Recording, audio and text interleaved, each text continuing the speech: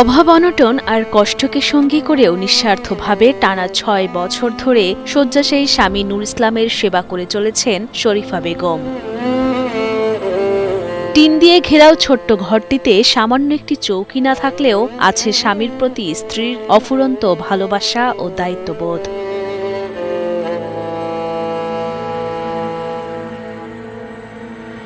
এমনকি শরীফা নিজে না খেয়ে চেষ্টা করেন অসুস্থ স্বামীর মুখে খাবার তুলে দিতে।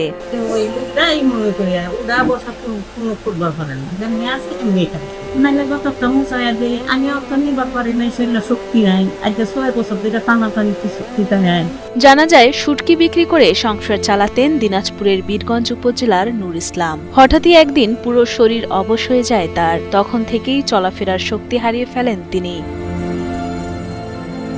সে সময় সংসারের দায়িত্ব একাই কাঁধে তুলে নেন তার স্ত্রী শরীফা।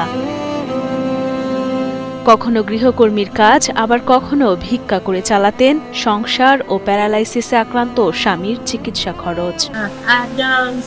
৬ বছর ধরে করে আছি, যেটা আছে সেটা তো ব্যক্ত বিনাশ করে দিচ্ছে। সে মানুষের বাড়িতে কাম করতাম, তার কাজ করবার উচিত হয়ে যাবার পারি নাই। কিছু সাহায্য মতে রোজগারে বাঁচাই লাগতেছে। এটার চিকিৎসা ঠিক মতো করে না, টাকা পয়সা নাই, আর্থিক চিকিৎসা করবো। দিনের পর দিন শয্যাশায়ী থাকায় শরীরের অনেকাংশে পচন ধরেছে নূর ইসলামের। আপন বলতে এই দম্পতির রয়েছে 2 ছেলে, তবে তারাও দিনমজুরের কাজ করে যা মজুরি পান তা দিয়ে টেনে টনে চলে তাদের সংসার। ওরা তো ঢাকা আছে, এরও গরিব পেটে খাটে, পেটে খা, ওরা ঢাকা আছে।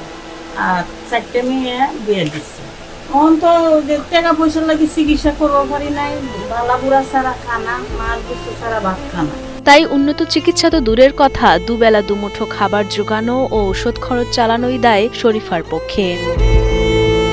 তাদের এমন দুর্দশা দেখে প্রায় সময় সাধ্যমতো সাহায্য করেন এলাকাবাসী। তবে সেই সাহায্য প্রয়োজনের তুলনায় খুবই অপ্রতুল। স্থানীয়রা জানান, সরকার সহ বিত্তবানরা এগিয়ে আসলে ভালো থাকতে পারবে অসহায় এ দম্পতি। পরিবার ছেলে মেয়ে আছে ঠিক, উনি 6 বছর থেকে পড়ে আছে। ছেলেমেয়েরা তো চলার মতো কোনো উপায় নাই। উনার স্ত্রী এতদিন কর্ম করে কাজ করে খাওয়াইছে, তারপরে সাহায্য খাওয়াইলো, গ্রামবাসীরা সহযোগিতা করলো। আজকে 6 বছরের কথা।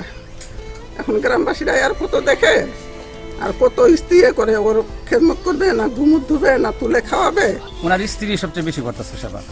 তার যে ছেলে মেয়ে আছে ওরা তো গরিব, ওরা কর্মের জন্য দূর দূরান্ত চলে গেছে, কিন্তু নিকটে নাই। তো এই সাহায্য মাহ্য উঠায় আর কিছু কাম কাজ করে, এই দিয়ে মানে চলতেছে। এখন তো কাজ কাম করতে গেলে মানে সেবা করবে, তো এই গ্রামবাসী কিছু সাহায্য মাহ্য করে, এই দিয়ে আর কি কোনোরকম চলতেছে।